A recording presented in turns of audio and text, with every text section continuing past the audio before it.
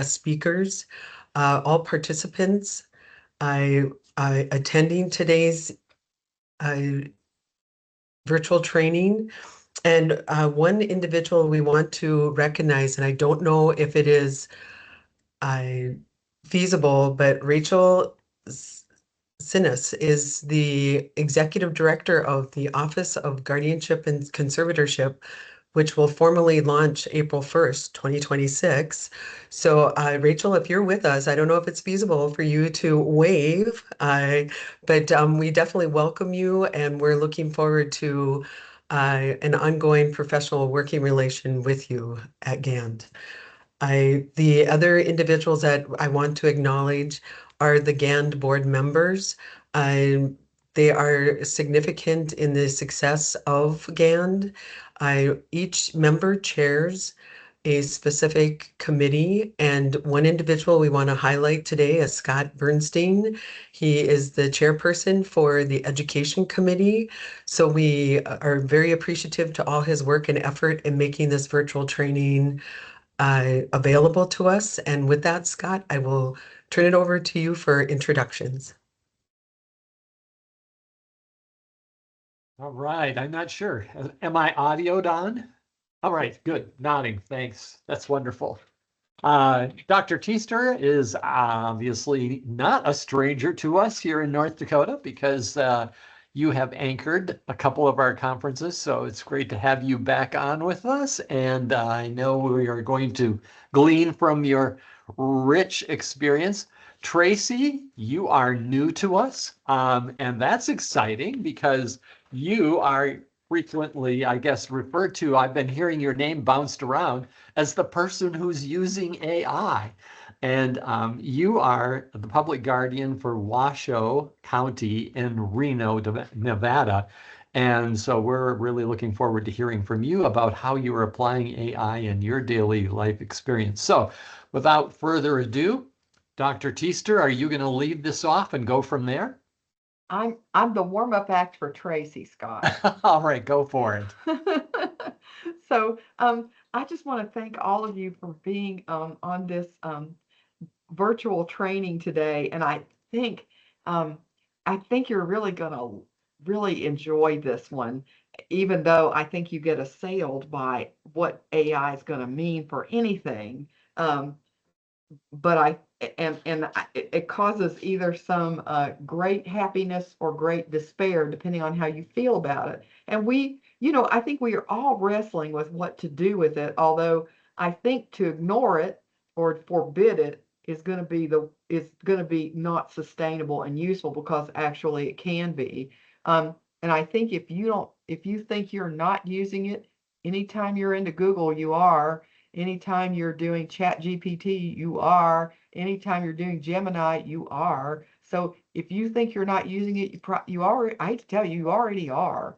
But what will be the promise of it or the peril of it, I think we have to work our way through. And I think it's pieces of protections that we have. So I'm going to give you the big picture of AI, and then I'm going to let Tracey tell you what they're doing. We had a discussion with her on our public guardian area discussion that we have through the National Guardianship Association, and we were just breathlessly excited to hear what Tracey said. So when Scott, I've got to say, who is the master of the great email asks. I bow before you, Scott, about when you ask people to do things. I might even like borrow some of them. They're so good. That when Scott asked if I could do this presentation, I thought, I'm going to get Tracey Bowles, because she's like on the ground with this, and just such an outstanding program. And that you're taking risks and doing this sort of thing when I think it will be highly beneficial is all great. So with that warm up, I think what I'm going to do is now do the warm up indeed and share this PowerPoint presentation. And so this sort of sets up issues related to it. And then Tracey will talk about what's going on in Washoe County. So without further ado, I'm now going to screen share. So I'm going to do what I choose, and I'm going to see if I can make this work now. Hang on. It worked before. Choose what I want to share. Here we go. Okay. I'm a much better Zoom share screen user than Windows, but I'm going to believe that you, and maybe Tracy, you can tell me that you can now see my slides. Yes. Yay. Okay. So there is the title, and there's stuff I've done, and that would be all we need of that. So the next thing is, here's what we're going to talk about a little bit. So again, sort of overview of the use of AI, which will feed really nicely, I think, into Tracy's work. So a little bit about AI and guardianship, because really it's right for that. There's so much information that you are going to have to process about one single person who who is incapacitated. That this is, I think, holds a promise for you. All right. And then I'll talk a little bit about ethical considerations, a way you could think about it practically, and then take it from there. So, so the next slide. So we're going to look how we might think about AI being useful for guardianship, talk a little bit about ethics, how could I not, real world examples, and a little scenario just to think about. Okay, so not really anything anybody doesn't know, but for the group, just to really get down to the most important piece, you are ensuring that the protected person's best interests are safeguarded, or substituted judgment where you can, especially in cases where the person is extremely vulnerable and unable to make decisions for themselves. So what is AI? It's about anything you can think of, but probably the word itself is a scary one. I had a conversation with a colleague of mine walking across campus a couple of months ago about this very thing. But it is a learning model where it simulates processes by machines from learning from us. So it's learning, reasoning, and self-correction, and trying to understand how we could look at a bolus of material and then try to make sense of it, when that might take us forever and maybe never.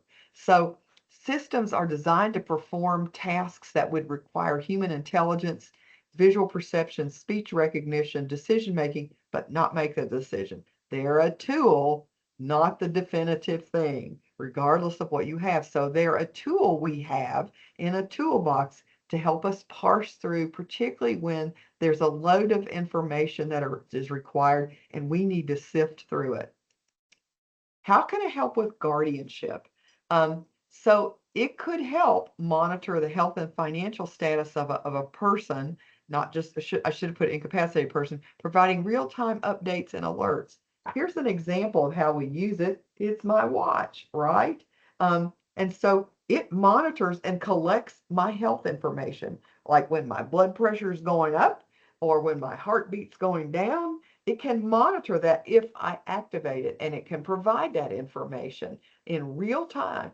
It can also be used, and I know that in many universities, particularly our own, we use that to track falls. We really do. And we are finding that nursing homes could use this information from a phone to help them monitor people, not take away people, but help them monitor things that we miss sometimes. So it's a decision support tool that could help us with parsing through large sets of data to help us make decisions about people.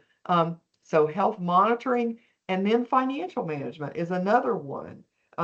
We remember the inchoate estate, and I care a lot because we've been watching that movie with my students, and so we've been watching to try to be able to scan in real time or detect unusual activity or track potential fraud.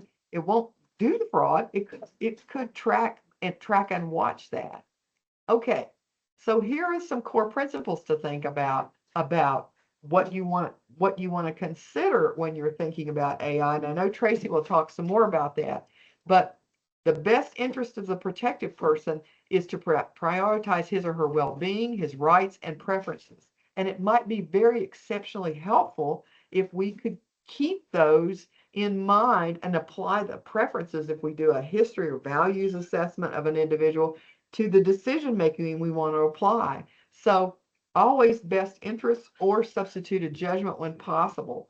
And the respect for autonomy piece, of course, is a delicate balance that takes a lot of time and nuance between what is beneficent and what is autonomous. So respecting the person under guardianship's autonomy as much as possible and encourage them to make decisions where they can. And then what would be the least restrictive alternative? Because that would generally be the preference we want to have for individuals, and we want to come up with ways to maintain that and keep the least restrictive alternative possible. And that is often a difficult piece when we try to consider what that would be within the environment within which we work. Continuation, you want to avoid conflict of interest, and you can begin to think about what those would be using AI if that gets entered. So acting in a way that would avoid that, AI might be able to help with those issues by flagging what might be that. Help with accountability, for example.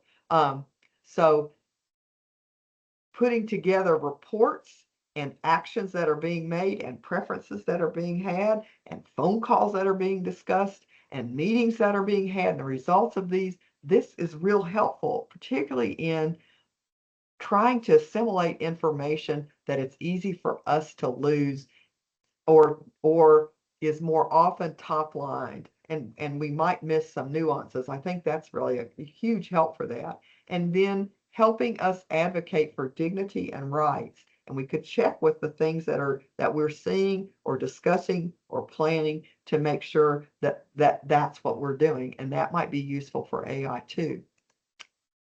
So again, health monitoring, financial tools, maybe some AI for legal platforms, monitoring cognitive behavior, helping with communication or checking to see that things are done on time, and helping provide information that would be useful for decision supports that might need to be had for both the guardian and for the person who is under guardianship.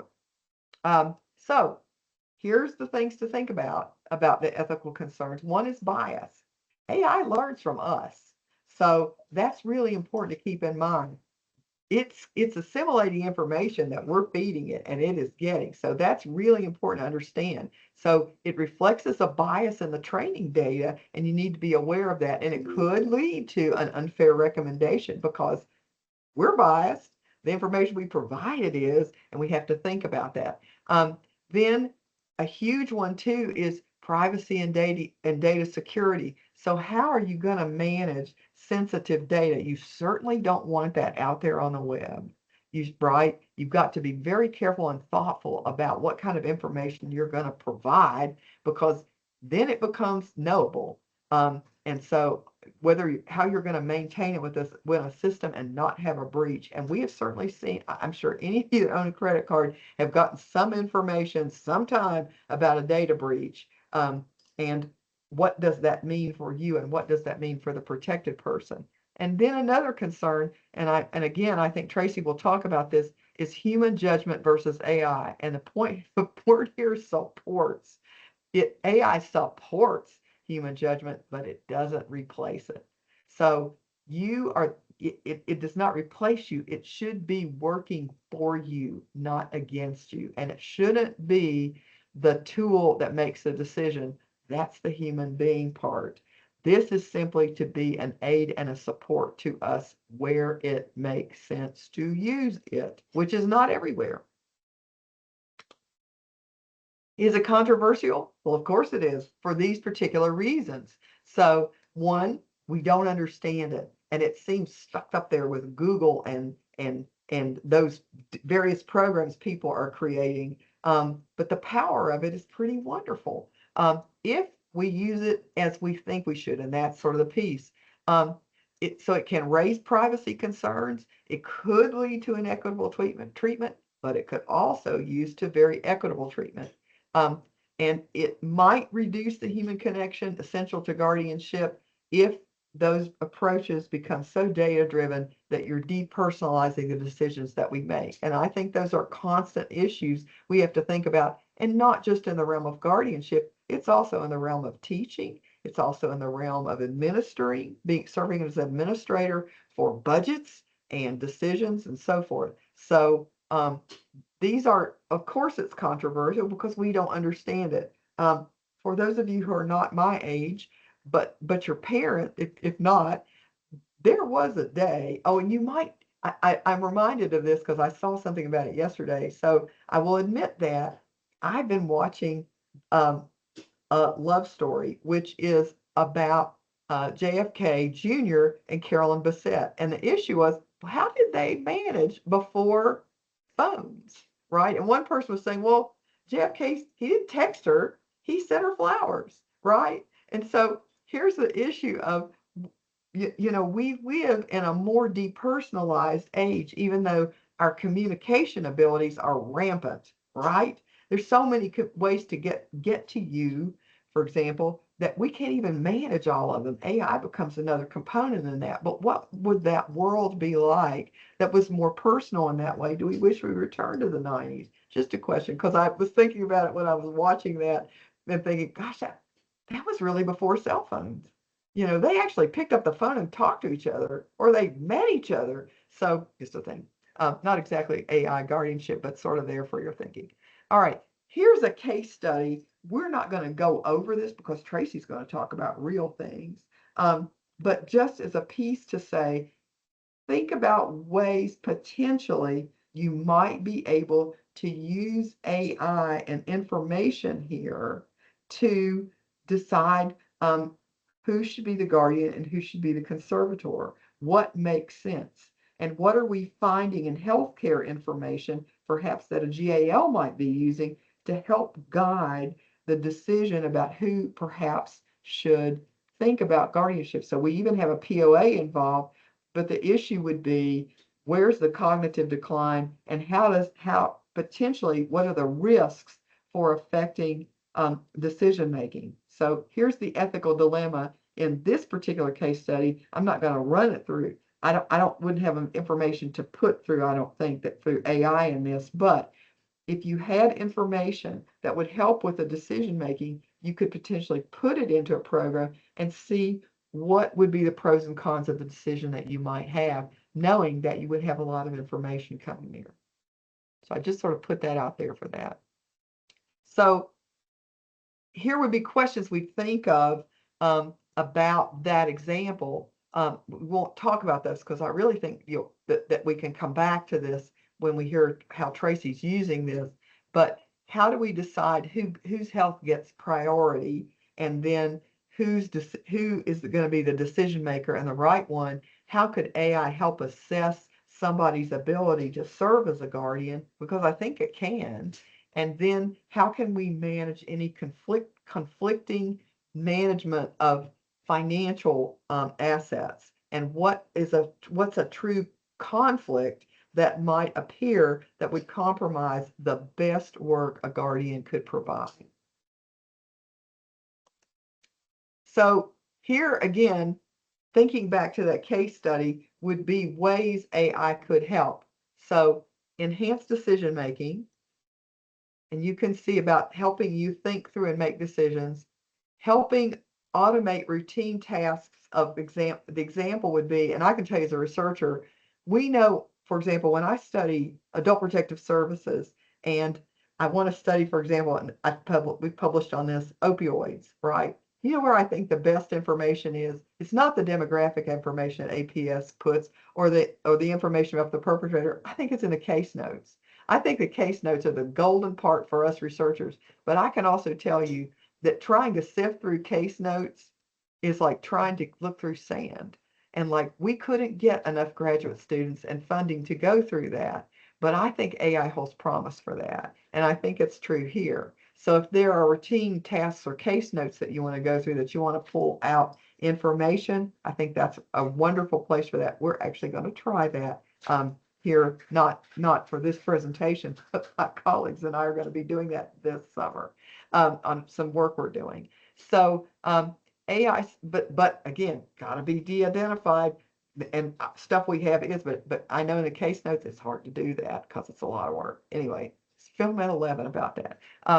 and that's an old phrase since we get news 24/7 now. Um, AI systems monitor health and financial activities, and I think that's a huge area for promise. Um, can identify patterns and trends we might miss because we can't hold all that information about one person when your caseload is 1 to 40 or whatever that is, that 1 to 30, 1 to 25, 1 to 100 and something. You cannot hold all that information about a single person. And that's critical to making decisions about him or her. And then it can be biased or raise an issue and identify it. So it can hold a promise and a peril for decision making, efficiencies, monitoring health and finances, and other things. It could help provide insights that we might not fall upon, and it can raise concerns about privacy as well as create them.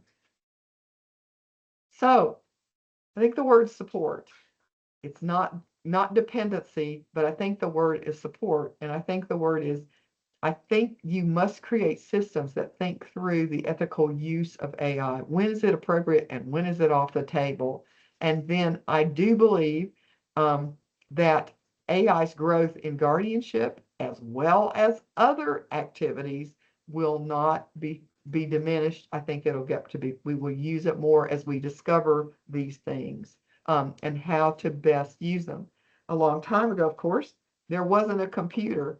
And I can tell you that back in the 70s or the 80s, when we were beginning to think about how we would use them, and you'd be embarrassed at how rudimentary they were at that time, people thought it was the end of the world. It would take away our humanity.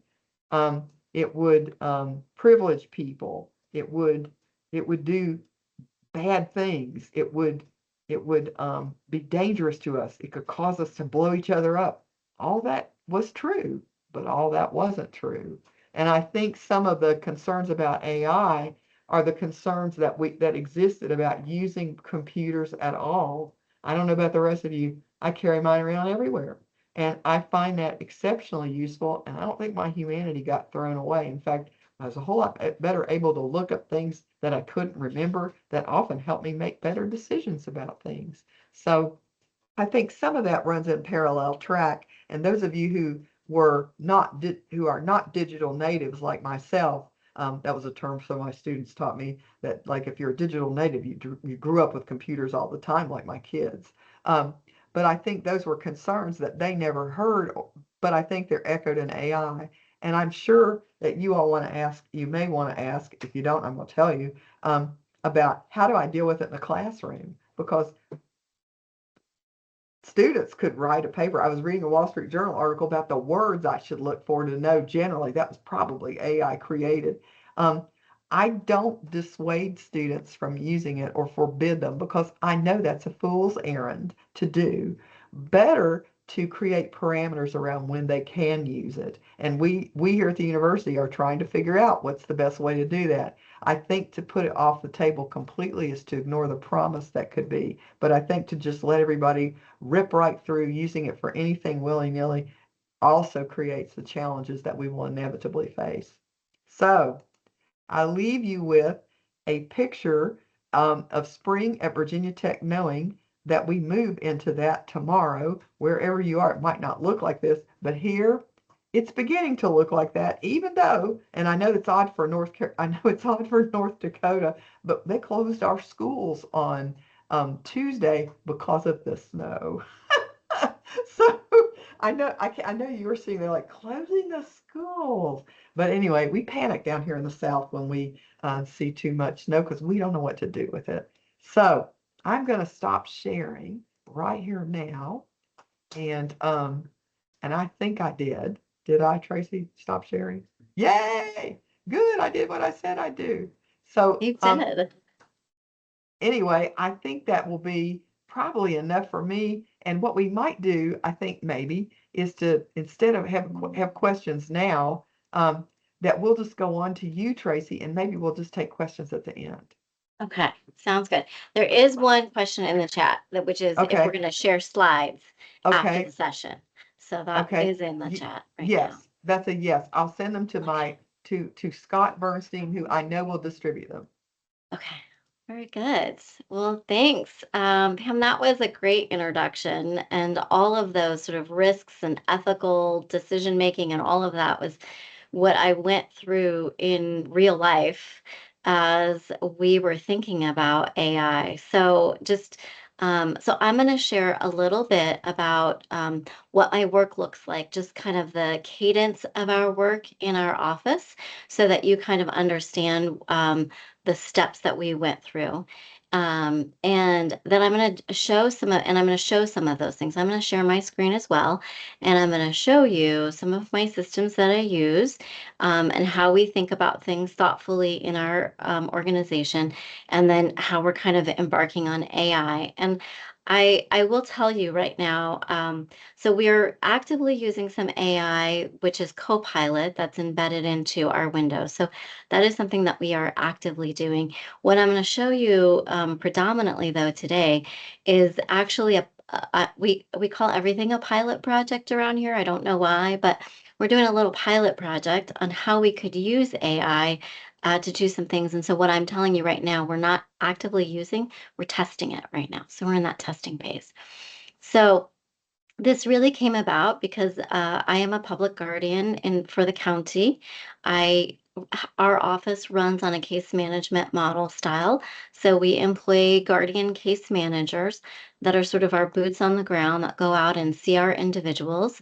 I really believe in having manageable caseloads in my department so that we can do good work. And when I first started here 7 years ago, we had caseloads probably in the range of 34, 35, some as high as 40 for our each case manager.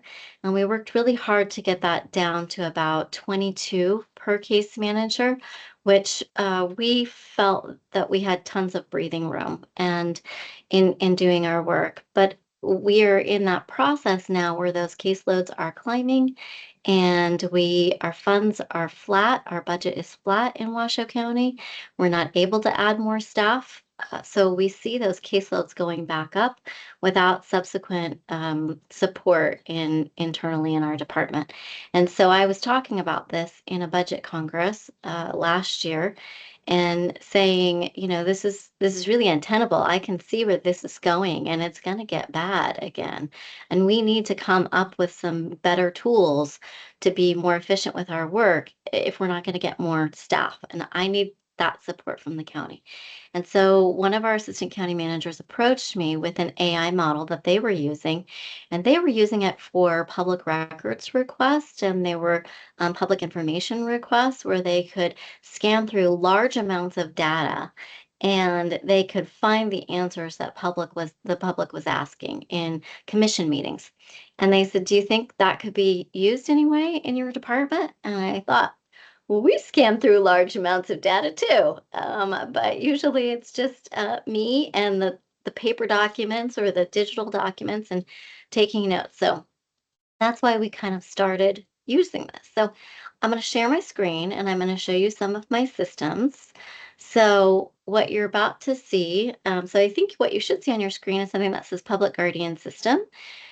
This is our case management system that we built internally here at Washoe County. Um, and what you see on your screen are monthly assessment reports. And so I kind of want to just share with you a little bit about show you this monthly assessment report that we do. So every month, my case managers go out and they see their people, and then they're required to fill out this particular form.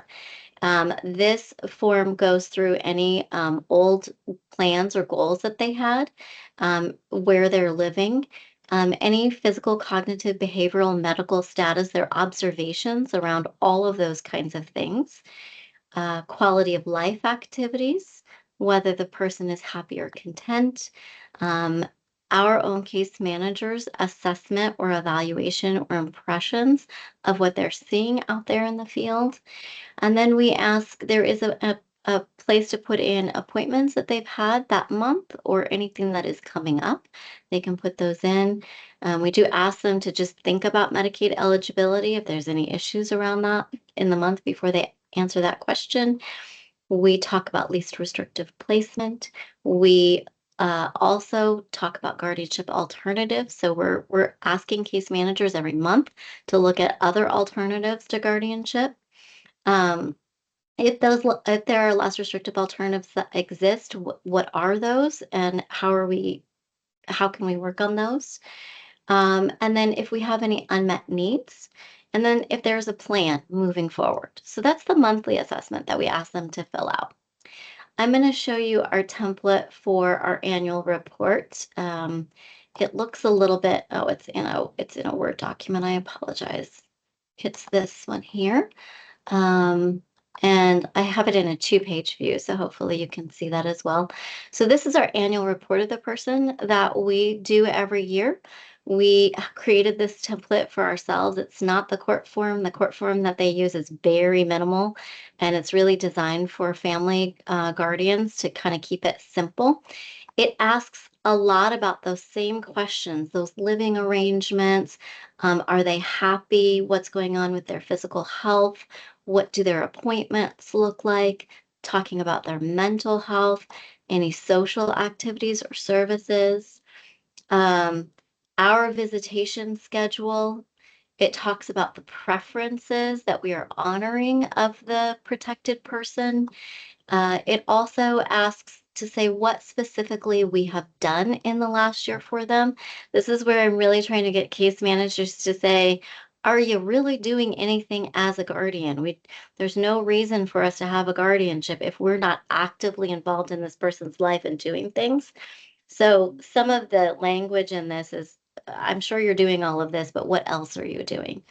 And then it kind of walks them through a little process about whether or not there are unmet needs, if there are alternatives that are being considered. And then number 12 is new to us this year because we did have a statute change where we implemented supported decision making, that if supported decision making was a possibility for a person, we had to specifically identify that, evaluate that, and we really need to terminate our guardianship if a person can be supported through supported decision making. And so that question is in here now, and then whether or not the guardianship should continue. So that is our annual assessment. We also have a document internally. This is the same document, but this is our example of how we think this should be filled out. And this document both has instructions that are kind of um, in the unitalicized, or excuse me, in the italicized sections. It's kind of our instructions. And then the unitalicized instructions are questions that we think a case manager should ask themselves as they're going through the annual report and filling this out. So you can imagine this process takes a long time. There's a lot of information. And I was estimating that it was taking about 8 hours, 8 to 10 hours, depending on the case manager, to complete an annual report. And that's a lot of time. So this is where I decided to look at AI and tackle and see if AI could help us. So we have, this is the AI model that you're looking at. Before I went into this, I asked lots of questions about how is this secure? How is this locked down? Who can see this information? These are people's lives. This is people's health information. And I don't want that to be out there on the internet, even though in the state of Nevada, all of this information that's contained in an annual report is accessible to the public. It is kind of, it's harder to get that. But I was actually wanting to use raw medical data that I have, and that is not in the public documents that people can access.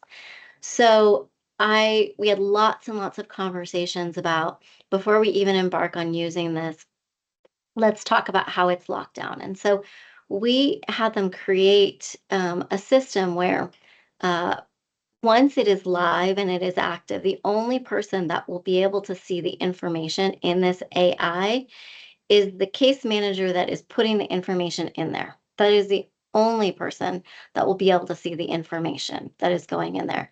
The folks who have designed the AI can't see it. It's just the AI model that is reading it. But their system programmers, their tech services, they can't actually see that information. It will only be me. If I'm putting information, I can see it.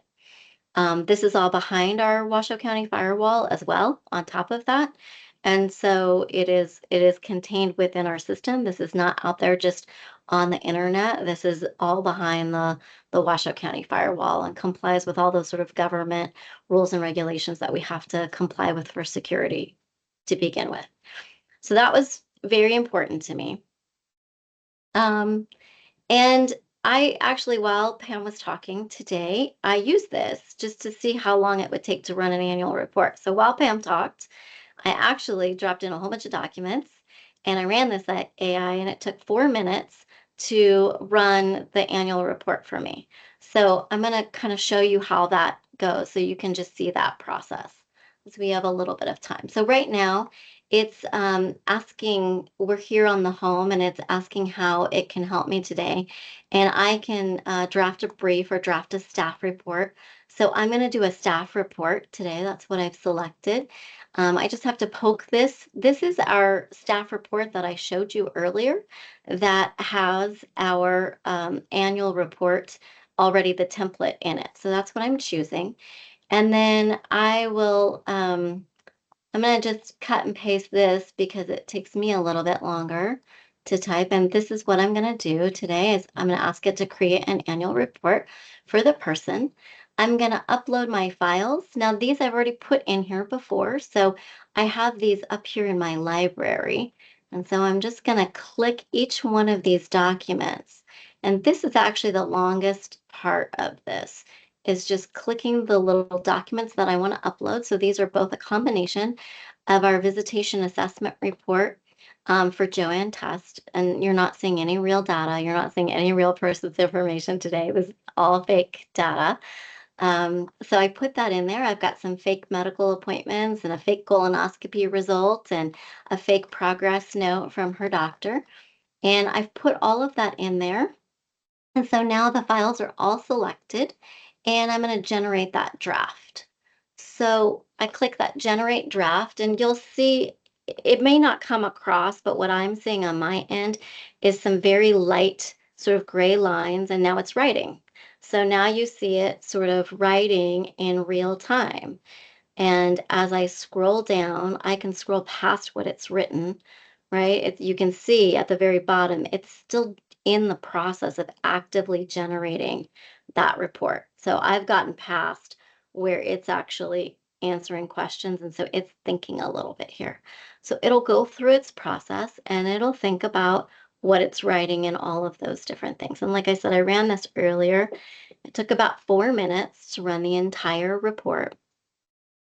And then what you get at the end of it, see, it's still writing. This is happening in actual real time. What you get is the report that is annotated at the end. It will show you exactly where it's generating that information from. So if you go through and read it, you can say, I wouldn't agree with that. I don't think that happened for this person. How did it get that information? I can poke on the annotation. It will take me to the document, and I can say, oh, yeah, it's in this medical note. I didn't even realize this note was in this 3,000 pages of medical records I downloaded. So I can cross-reference and check it. And then I can download this in an editable format, like a Word document, which ultimately would be the recommendation to the Guardian Case Manager, is that they then have to read these. So like Pam was saying, this is a tool. This is not your report. This is a tool we're using to get to your report.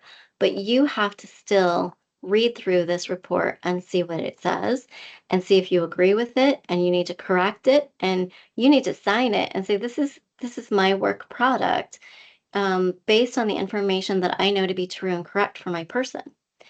What I think is interesting in this report, and I don't know if it's fully generated, so I'm scrolling to see at the end. It looks like it's done.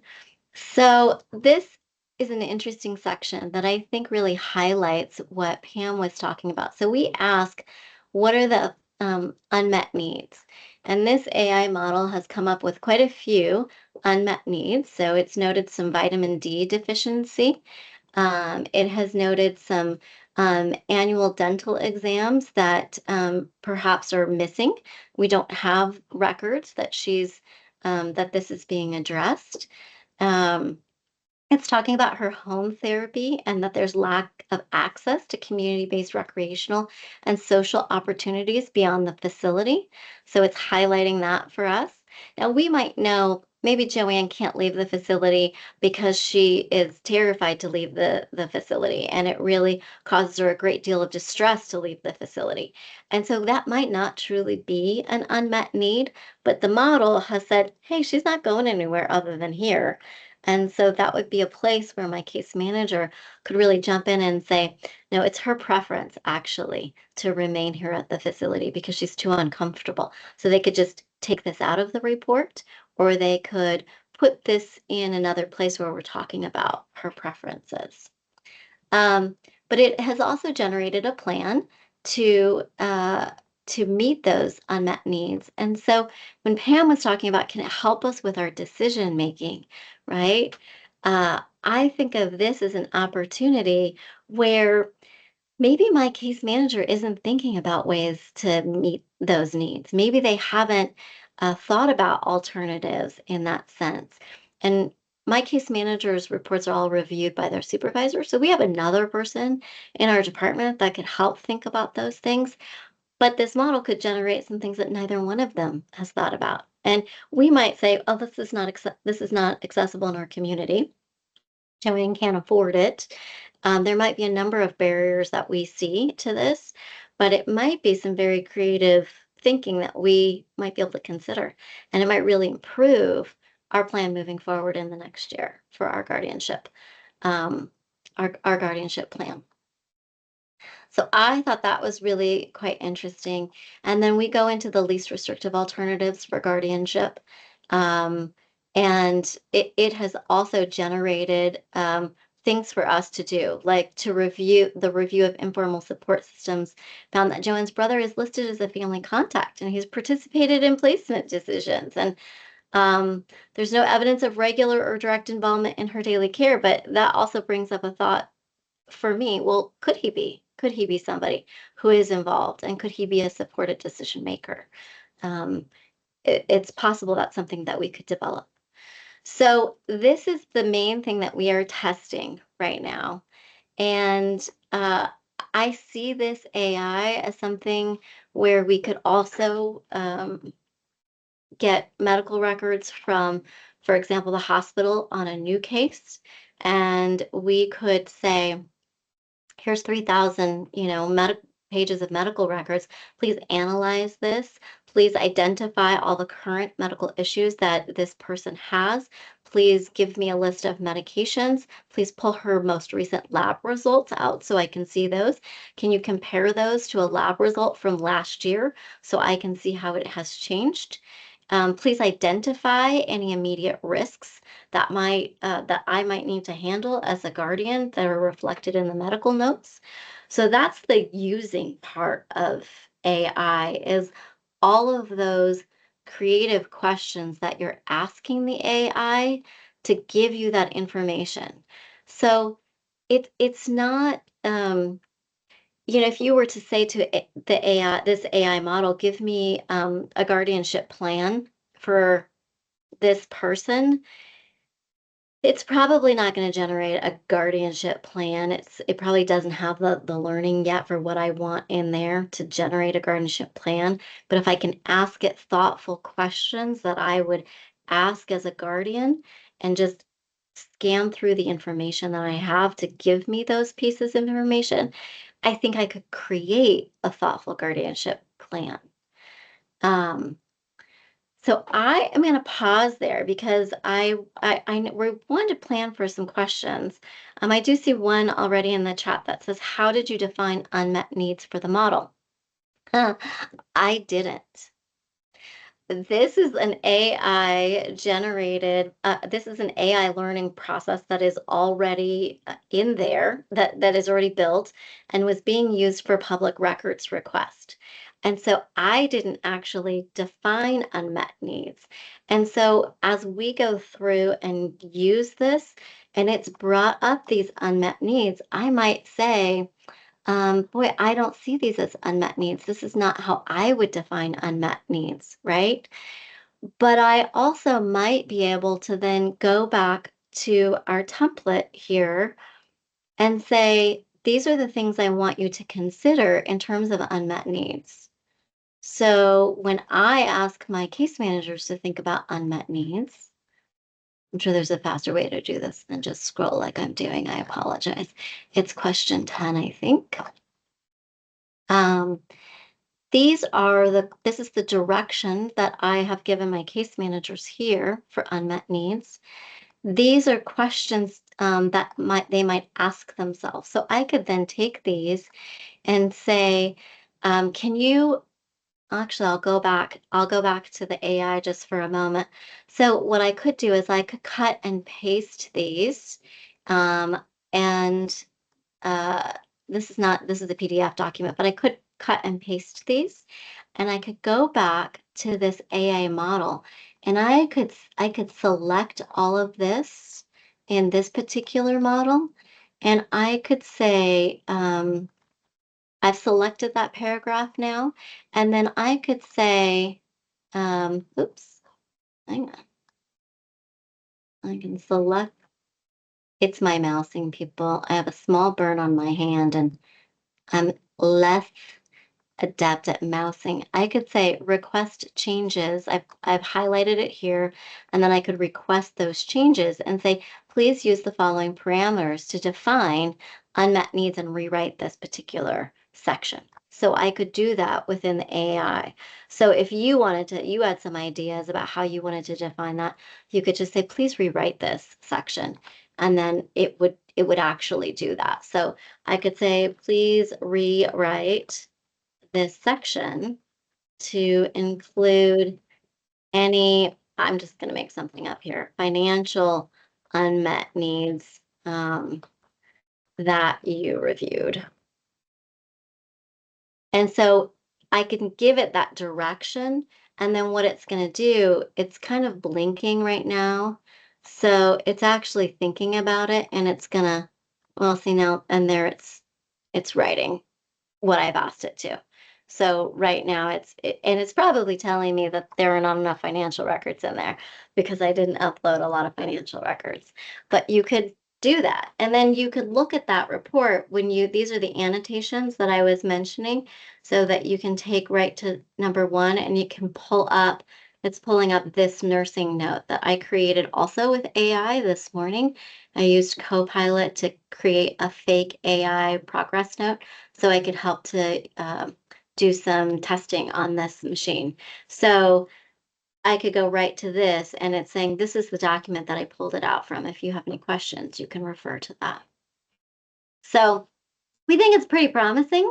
We think that we are planning to present at the National Guardianship Association's conference in DC in October on this particular subject. By then, we actually hope to have some really good data. We know how long it's been taking us to write our reports. We hope that we can open this up and do testing on live data for a little bit to make sure that we're actually getting what we want out of some of our live data, but I have to close that system down before I'm going to do that, so that right now we're just testing fake data. And then hopefully I'll be able to write some of those reports, and we'll have some good data about how much time we are saving our case managers by the time we get to the NGA conference in October. So that's the plan. All right, so Pam, I think this is a great time for us to have questions. I'm going to stop sharing my screen entirely. And Laura has posted, she's from, I don't know if you'd say all your letters, SEM. So she works with SEM applications, and she says, we're currently building a summary and report tool into our EMS application specific to guardianship using AI.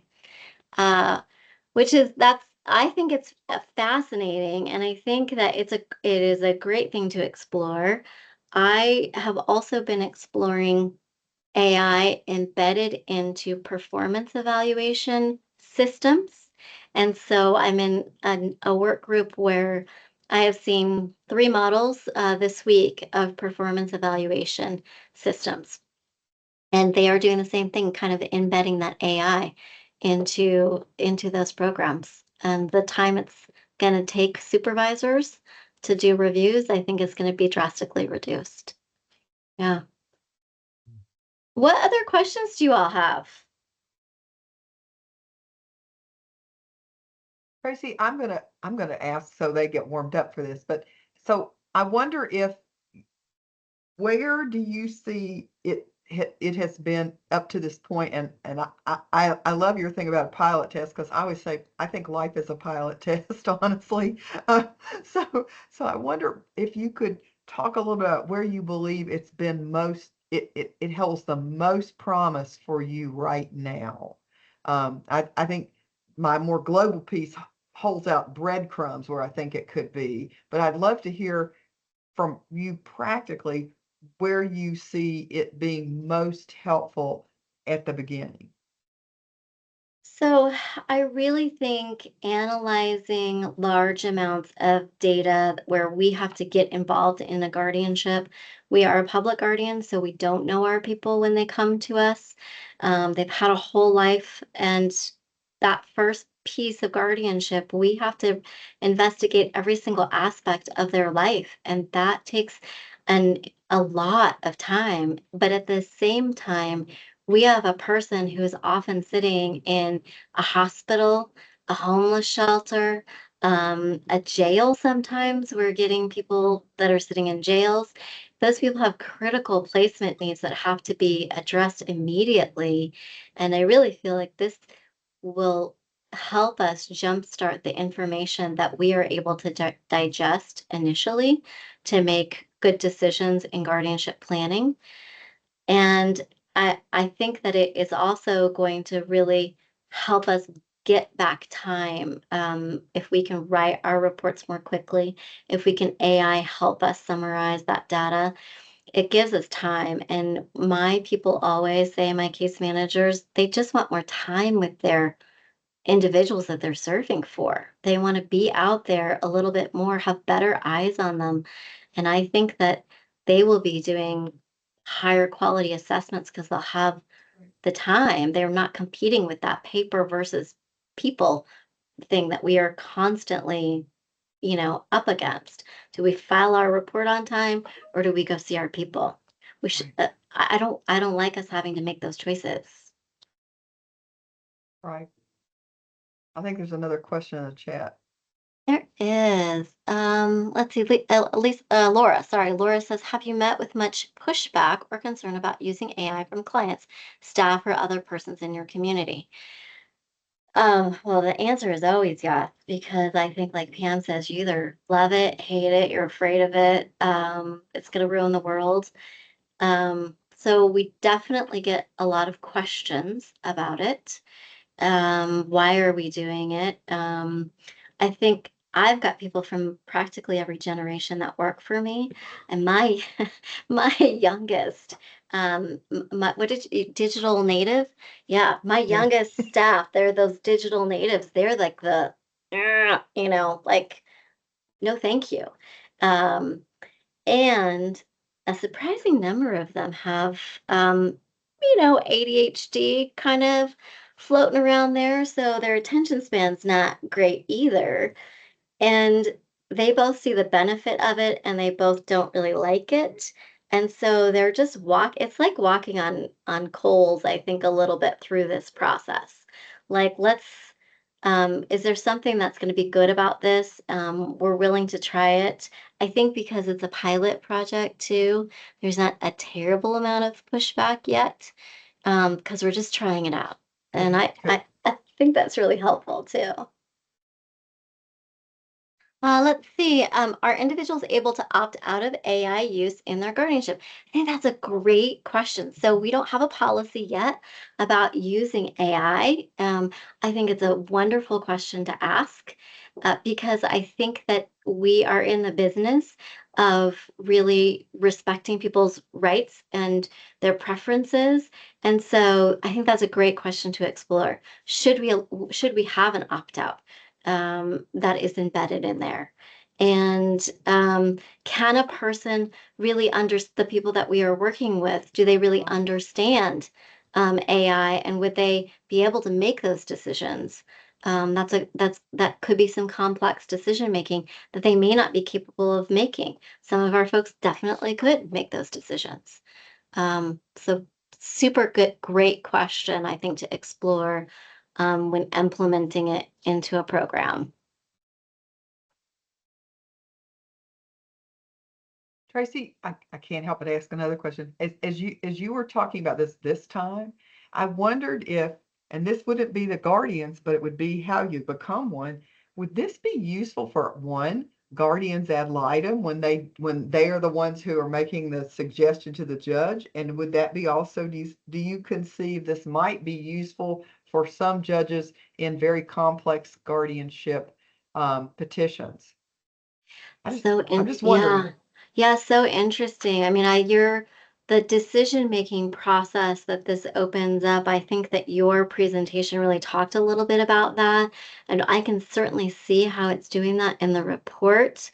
Um, it is an interesting thing to think about in terms of analyzing all of that information. And like you say, we all have our own biases, and so does AI. Right. And right. And so, but could it potentially open up better decision-making process for like a guardian ad litem? I think it's possible. I had I had two very challenging cases this week, both involving lots of complex family dynamics or interpersonal dynamics, and lots of vulnerable individuals that were involved in this. And the amount of court filings that came in and the speed at which those court filings came in, it was everything I could do to keep up on it, to have an opinion about that in the court hearing. And I know that I spent a lot more, I spent like 6 hours on one case just reading to get prepared. And I don't know if everyone else in the case had that amount of time to also go through it. Um, I also, when I was reading through those court filings, I was suspecting that AI was used in writing some of those petitions Interesting. because it was very, very repetitive. And I thought I would have edited all this out. In fact, I said this person is filing like a mad person, right? It was just the filings, filings, filings. And yet, as I read through it with my human brain, I thought, gosh, this woman is a great advocate for her father. But it's kind of getting lost in all of this duplication. And so I thought she might have used AI, and I thought it might have been a disservice to her, to be honest. Interesting. Can you hear me?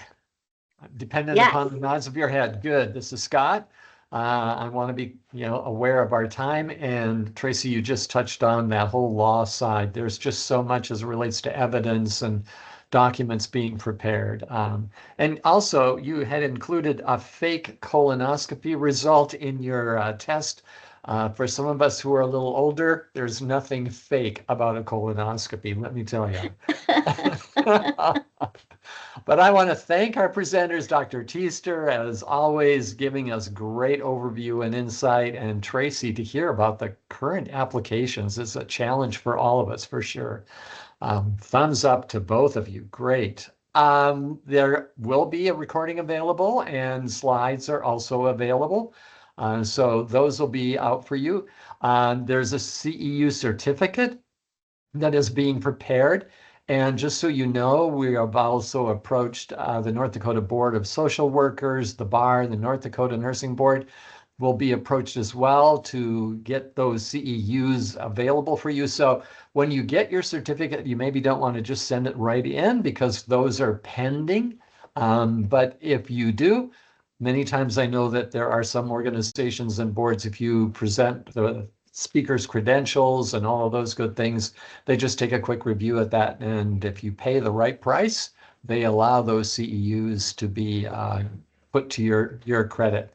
So great presentation today. And I just want to thank all of you who were in attendance and for participating today. It's kind of a new turf for us. And until next time, have a great day.